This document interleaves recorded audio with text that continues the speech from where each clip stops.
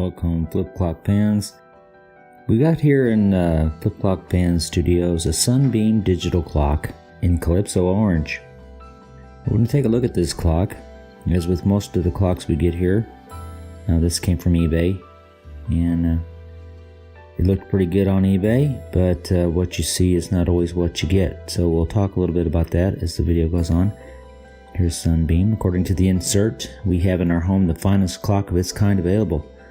So we're going to put that to the test and see. So we've got a clock that's made in Japan, as were most of these, and some very good quality. So our first impressions of this Sunbeam Digi-time DT1 Calypso Orange clock is this a nice looking little clock. Nice solid flipper there, feels high quality. It's a nice orange color, looks very familiar.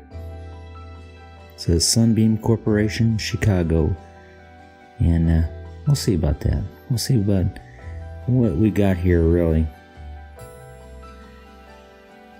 Now I'm gonna get in here because it tells us the warranty is void if we mess with the screws, so we're going to mess with those screws right away.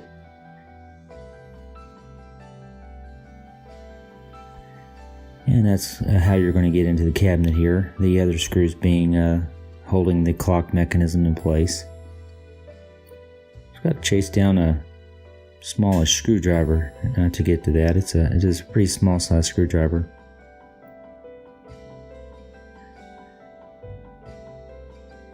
And it's a simple matter of taking these two machine type screws out.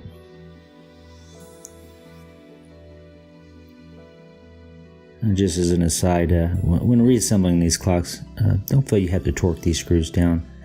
They really don't need to be cranked down.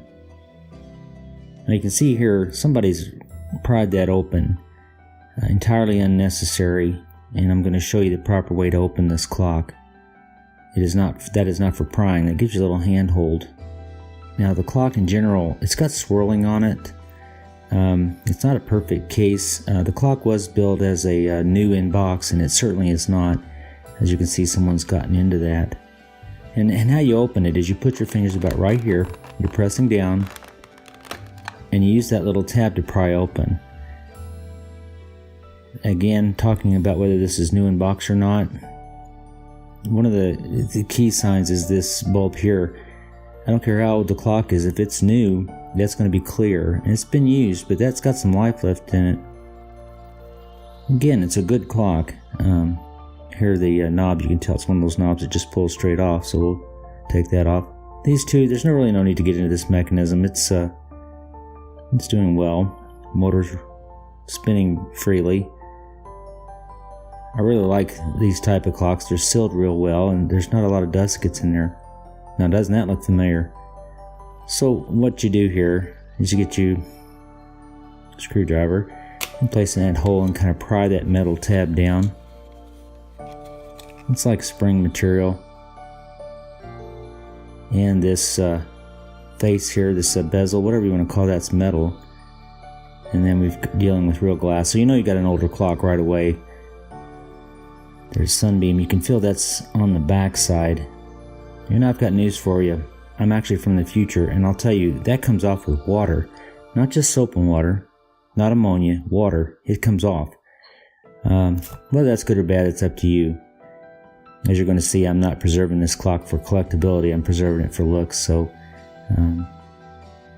as we're going to see here, because I'm actually going to take this label off. Again, sometimes if you're a purist, some people just want to keep it in the box. Not here at Flip Clock Fans. We're going to tear this off here because we're going to investigate, well, what really is this? What do we have in our possession today besides a clock that's not new? Again, good position, good condition, but not new in box by any means. Well, looky there. It happens to be a Copal Caslon 101. It's just been rebranded as a Sunbeam. One of the first flip clocks, Japan's first flip clock, rebranded. Got a better, cooler knob, I think. And again, Sunbeam. Let's take a good look at that because you won't see that again. Hey, Thanks for taking the time. When you get the time, come visit us at flipclockfans.com.